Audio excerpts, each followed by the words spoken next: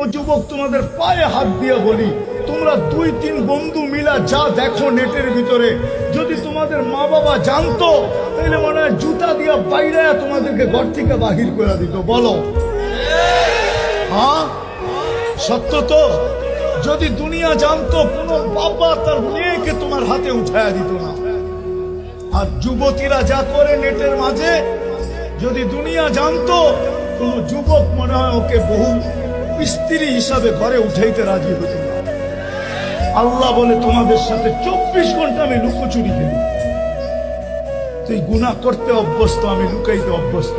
তুই গুনাহ করতে ভালোবাসিস, আমি লুকাইতে ভালোবাসি। তুই গুনাহ করতে ভালো পাস, আমি লুকাইতে ভালো পাই। তুই গুনাহ মজা পাস, আমি লুকাইতে মজা পাই। তোর গুনাহ অভ্যাস, আমার লুকানো অভ্যাস। আমি 24 ঘন্টা লুকোচুরি খেলি তোর সাথে।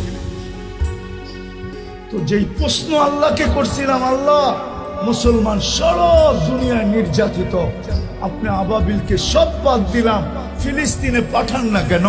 ওইখানে তো আপনার খলিল শুয়ে আছে, ওইখানে তো মুসা আলাইহিস সালাম শুয়ে আছে, ওইখানে তো 70 জন নবী শুয়ে আছে। ওটা তো দিয়ারুল আম্বিয়া, নবীদের জায়গা। ওইখানে তো সর্বপ্রথম কেবলা তো ওইখানে, বাইতুল মুকাদ্দাস তো ওইখানে। আপনার বন্ধু তো ইমামতি করলো ওইখানে, 1.25 লক্ষ নবীদেরকে আপনি জমা করলেন ওইখানে। আপনি আবাবিল পাঠান না তো পাঠান না কেন? আল্লাহ বলতে চাইতেছে, পাঠাই তো পাঠাই কি করা? এদের চেহারা তো দেখ, এরা আমাকে আল্লাহ বলে স্বীকার তো করে, কিন্তু এদের কাছে তো প্রমাণ নাই যে আমাকে ভালোবাসে বলে তো, কিন্তু প্রমাণ তো নাই। কোনো প্রমাণই যদি না দিত, একটাই যদি করত, আমি ডাকতে দেরি ছুটা এসব পায়ে পড়তে যদি দেরি না করত, তাইলেও তো হইতো। আমি তো ডেলি 5 বার ডাকি। কে ডাকে? দুনিয়ার পদস্থ লোকদের ডাকে সাড়া না দিলে হাতকড়ি পড়তে হয়, বেরি পড়তে হয়, জেল জরিমানা হয়, এমনকি হয় গুমও হইতে হয়।